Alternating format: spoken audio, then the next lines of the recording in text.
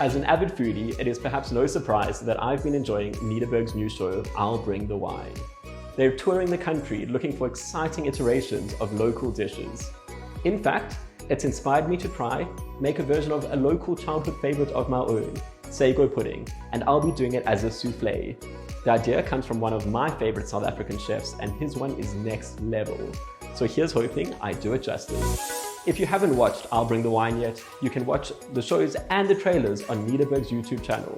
And if you subscribe, you stand a chance of winning a case of Nederburg wine for your own enjoyment. I love a good souffle. It is such a grand, impressive dessert to make, and the variety of different flavors you can use really makes it suited for any season or occasion, based on what you choose to fill it with. I've decided to draw inspiration from the Nederburg Double Barrel Reserve. With its notes of cherry and baking spices, will work perfectly with my Sago base. The first step is preparing the ramekins. Got some melted butter over here. We're just going to lightly coat the inside, making sure to go all the way up the sides, because this is really what's going to help your souffle rise nice and tall. You're going to do one coating of butter first, before letting it set in the fridge.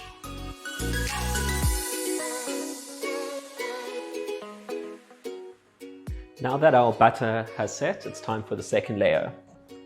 Next, we're going to dust it with some sugar. This is really what does help it rise. It's going to take a tablespoon of caster sugar, dust the inside of the ramekin with it. Doesn't matter if you put a bit too much, because you can always just shake it out. The sugar helps the souffle climb up the edges of the ramekin. So next we're cooking our local part of the dish, which is our sago. I've got half a cup of sago, which I've soaked in cold water for about 20 minutes. We're just going to add that to a saucepan. We're going to add in some cinnamon, just those baking spices I mentioned, and we're going to add just a sprinkling of cardamom. Next, we're going to top it up with water and bring to the boil on a medium heat. While our sago is busy cooking, we are going to move on to making our crème pâte. Now that is just essentially a thick custard that gives our souffle structure. A lot of people are intimidated by custards. You really don't need to be. They're super simple. We're going to start off by heating up 250 ml of milk. On a low heat, we are just going to bring the milk to just before boiling. Now that the sago has changed from white to translucent, we're going to go and quickly take it off the heat, put it into a colander, and we're going to rinse it under cold water just to cool it down. Add vanilla to the milk while waiting for it to heat up. Next, we're going to separate our eggs. We've got 6 large eggs, and we're separating the yolks from the whites. I always like using 3 bowls when separating egg whites and egg yolks. That way, in case one of the yolks break, you don't land up ruining your whole batch of egg whites. You just need to then crack 1 more rather than another 6. Very fresh eggs. As the milk begins to boil, we're going to take it off the heat. Now that we've taken our milk off the boil, we are going to carry on with the next step of our custard. And to our egg yolks, we are going to add 50 grams of caster sugar,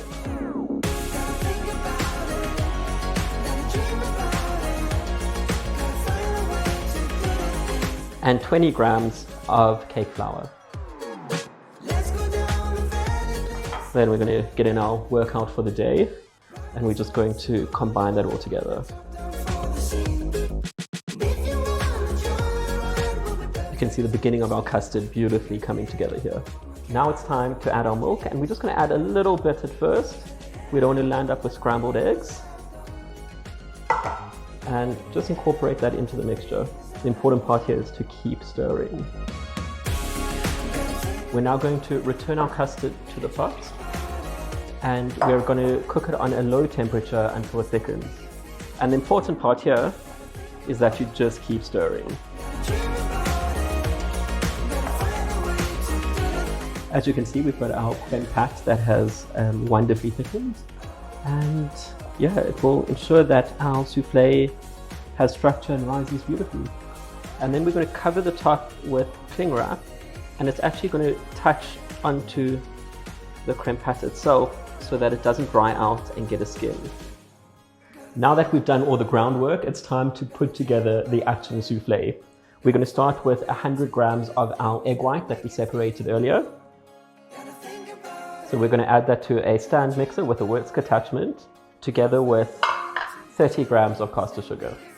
And we're just going to want to whip that to semi-stiff peaks.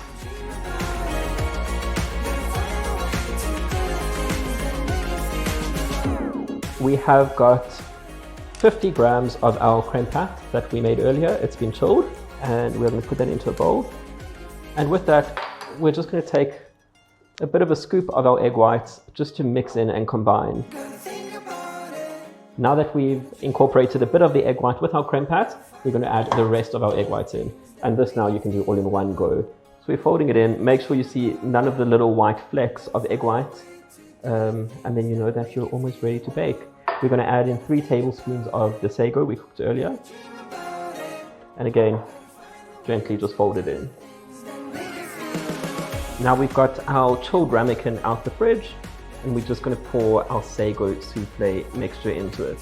This is the most exciting part, because this is when you see if it rises. We are going to pop it into an oven that has been preheated to 180 degrees. Keep an eye on it, but generally around 15 minutes should be perfect timing.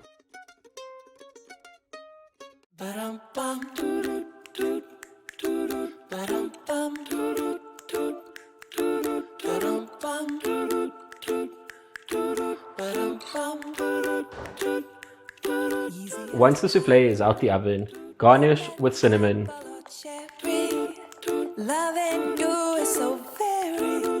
Serve with a side of ice cream. And add some fresh summer cherries to perfectly complement the Nederburg Double Barrel Reserve. Loving you is a party. It's sweet, sweet, sweet. How can it be? Delicious. You make my candy-coated heart melt. Thank you for joining me in my kitchen. And remember, you can always catch I'll Bring the Wine on Nederburg's YouTube channel. And if you subscribe, there's a chance you could walk away with a case of Nederburg wine for your own enjoyment. Cheers.